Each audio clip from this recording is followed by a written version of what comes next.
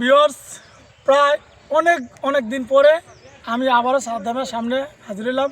সাদ্দামের জীবন কাহিনী নিয়ে, সাদ্দামের বর্তমানে পরিস্থিতি কি, এই বিষয় নিয়ে সাদ্দামের সাথে একটু একান্ত আলাপ করব।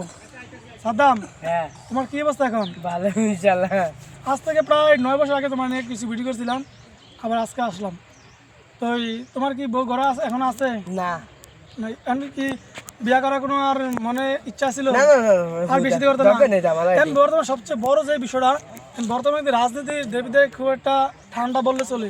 কারণ প্রধান যেই প্রতিদ্বন্দ্বী আলাদা ইঞ্জিনিয়ার মঞ্জুর হাসান মুন্সি, ওনার ঋণ খেলাপির জন্য এখন কিন্তু নমিশনটা প্রায় অবৈধর পথে।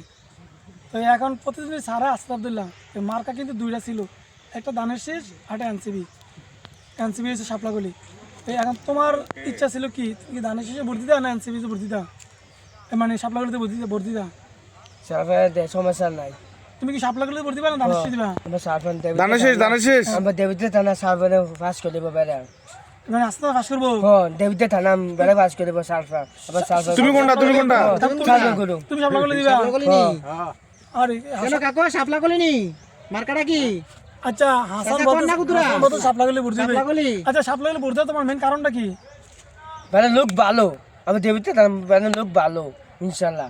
আরে সাপলা কলি ফাঁস করলে তার বিয়া করে দিবা আস্তে কইছে। বেড়া ডেলি আইয়ে না, ডেলি আইয়ে মিটিং। আচ্ছা, হাসনাদের শাপলাগুলিতে ভর্তি দিবে, আর আপনারা কিসে ভর্তি দিবেন কমেন্টসে জানাবেন। ওকে, আল্লাহ হাফেজ। পরবর্তী ভিডিও নিয়ে আবার আপনাদের সামনে হাজির হবো।